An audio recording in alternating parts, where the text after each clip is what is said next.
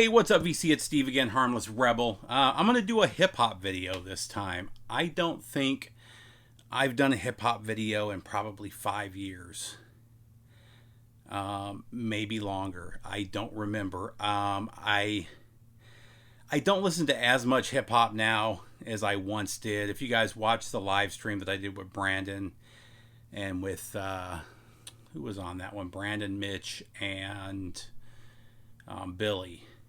We got into a long discussion of that 3 hours or so video. About an hour was just talking about hip hop. I was real heavy. I grew up in I come from a mixed family. I grew up in a very mixed neighborhood. It was probably 60% Mexican, and then the other 40% was evenly split between black and white. And the black and white kids kind of stuck together. It was a pretty rough neighborhood there in Phoenix, and we just grew up on hip hop. I was introduced to heavy metal and all that stuff earlier through MTV and through some other sources, but my junior high school years were 90% hip hop until towards the end of my high school time when I started playing drums and got back into metal.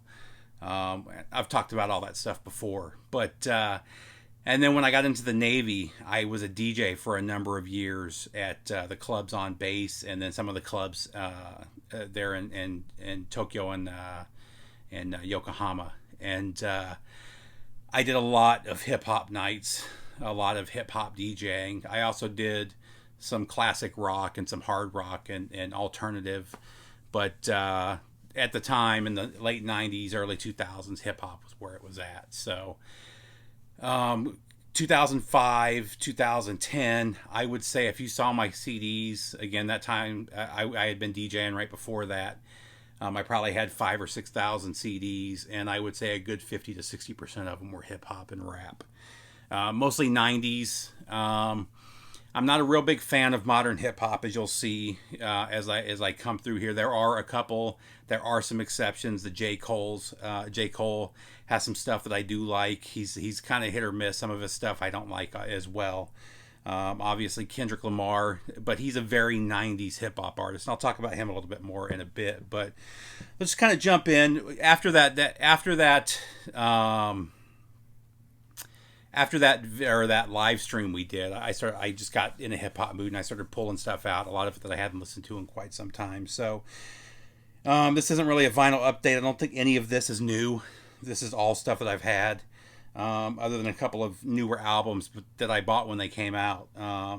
Most of this stuff I've had for a number of years. But first up is Funk Dubious, Which Doobie You Be. Funk Dubious was part of the Soul Assassins with Cypress Hill, and actually DJ Lethal did the production on here as well, and I think the guys from Cypress Hill were on this as well.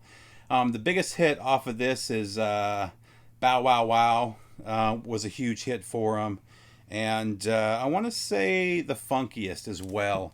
Really good funk-based hip-hop, though. If you like the Soul Assassin sound, you will like this album. I really liked this. I actually prefer their debut EP, Intoxicated Demons, but this is really good as well. Let's see where I want to set these. Next up, just a classic. I actually was not a huge fan of this when it came out. There was kind of a change in hip hop right around the time that this came out, and it went from being more street to more pop. And this was kind of one of the albums that was leading the way, along with the second album from the next artist I'm going to show, which I didn't like as well. However, over time, this one grew on me. I think just after repetition, I heard all these songs. I mean, there's like 5 or 6 hit songs on here, and I just heard them all so many times that they grew on me. And although it's not something I like to listen to all the time, I get moods where it just kind of hits that spot. This is definitely better written, better produced than their first album, but I actually like their first album better. which seems counterintuitive, but I like the rawness and the streetiness of the first album. But I'm talking about the Fugees, the score. This one was done by Vinyl Me Please a few years ago, 2016. It's on yellow and orange split vinyl. Looks really cool. But, I mean, everybody, whether you're into hip-hop or not, you know most of these songs. I mean, Killing Me Softly was a monster hit. No Woman, No Cry was a monster hit. I want to say how many mics was all over the radio. It was just it's just a really good album beginning to end, and this is really where you started to see the popularity of Lauryn Hill start to skyrocket, and it just went stratospheric with this, and then of course with her debut solo album. Next up, without a doubt, one of the top 5 albums of all time. Probably one of the top 10 debut albums from any genre of all time. It's Illmatic from Nas. This was just a perfect album for when it came out. It didn't get much better than this. It still doesn't get much better than this. If you want to hear hip hop at its purest, I mean, this is it. This album is so good. Pretty short. I want to say it's only about 30 minutes long. But there's not a bad beat, not a bad lyric, not a bad line on this entire album. Everything about this album is just perfect. Unfortunately, the album he followed up with, I didn't like it at all. I still don't like it. There's a couple songs here and there. I kind of got back into him with I Am, but and he's had tracks throughout his career that I've loved, but I don't think it ever got as good as this was. This is just it's hard to beat when it's hard to top an album that literally was one of the best albums of all time. Next, and actually, like I was saying, Street Dreams, which was his second album, that came out about the same time as The Score, and it was just all over. He really blew up. People look back now, if you're old enough to have been around when this one came out, outside of New York, and I only found this album when it came out because I had a friend at one of the local music stores who was a DJ, and he would go to New York to see his dad during the summer and would come back with all this killer New York music, and he turned me on to some of this stuff in Phoenix. Phoenix is very much a West Coast town, and like I said, Soul Assassins, all that stuff, unless it was a band that really blew up, you really didn't see it in the music stores if it wasn't a West Coast album. And so I was lucky enough to get turned on to this one early and get into it. But then, like I said, with the second album, Street Dreams, I just didn't like it at all. It was all about the money and the fame. I mean, that was the topics. That was kind of the direction that hip-hop was going. And, honestly, I don't mind that. I just preferred the street stuff. That was always more my taste and just made more sense with the neighborhoods that I grew up in. So, next up, actually the same guy that turned me on to Nas turned me on to this. He worked at the warehouse, and he always had a little section with his recommendations. And this is one that he turned me on to, and I asked him to throw in the tape in the store. And from the first bar, I was hooked. I couldn't get enough of this band. I liked everything that they released until their biggest album, which I can't even listen to. But it's Outkast, and I talked about this. And this is just a perfect album. They followed it up with the killer ATLiens, so good. But this one, definitely the most street of all of their albums. Again, not a bad track on here.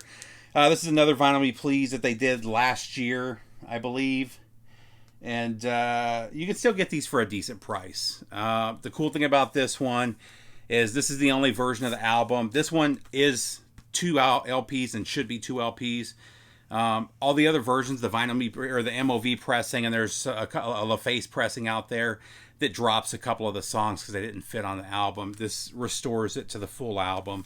And Southern Playlist of Cadillac Music is just an absolute classic. I would probably put this in the top 10 hip-hop albums of all time as well. Next up, just another monster, and oddly enough, another Vinyl Me Please. They did such a good job on this one. I've shown this before, so I'm not going to pull it out. Again, growing up where I grew up, we didn't hear a lot of New York music. So I didn't hear about Notorious B.I.G. until his second album came out. And actually, it was probably when he died. So I was in boot camp when Notorious B.I.G. was killed. And there were a bunch of guys from New York that were in boot camp with me. And it was like half of our group was from Arizona and the other half was from New York. And all they were talking about was Notorious B.I.G. And those of us that were from Phoenix, we may have heard of him, but he wasn't the big monster star that people think of, you know. Even Tupac at this point. Tupac is looked at like this superstar, like he was always on top. He really wasn't until All Eyes on Me. That's when he really blew up. Strictly was popular, and it was a good album, but it was really All Eyes on Me where he blew up. As a matter of fact, early on, we joked about... Sorry about that. The wife called in again. Anyway, off of Tupac, getting back to Notorious B.I.G. I was in boot camp when he died, and his album dropped around that same time. So we got out of boot camp, and we were all hanging out, and that was playing all over the place in Chicago, where boot camp was.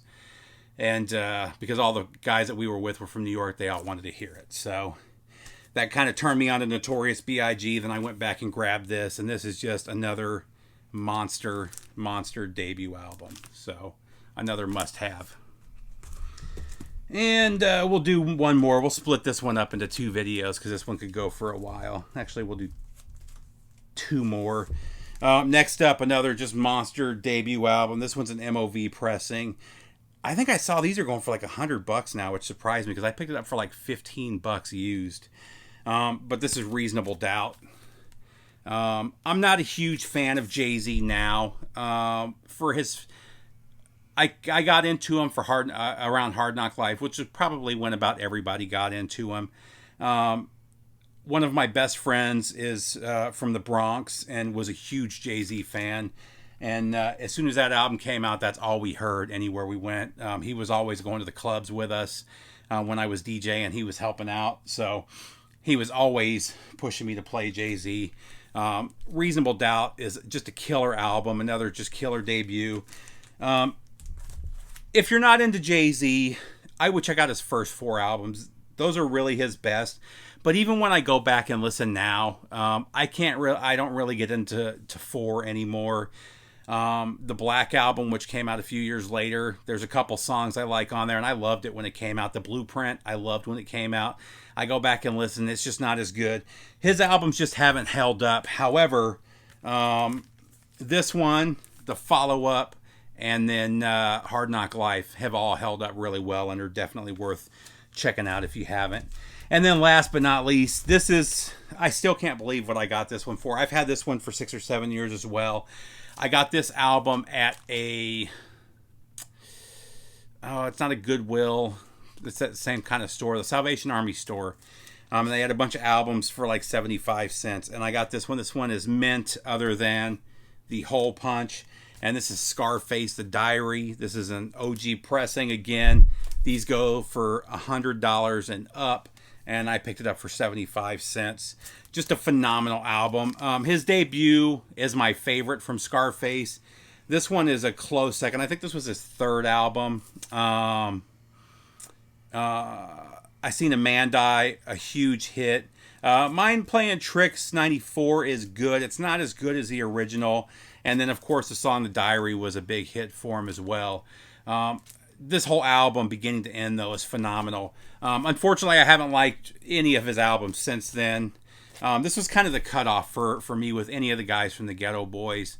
I liked Little Big Man from Bushwick. Obviously, I liked the Assassins, and then Mind's Playing Tricks on Me, and then Mr. Scar. I mean, I like all that early stuff. Even Willie D's first album was pretty good, but they all kind of fell off after that. And but just an absolute classic, a must-have if you're a hip-hop fan. That's it, guys. I'll do part 2 later. Take care. Bye.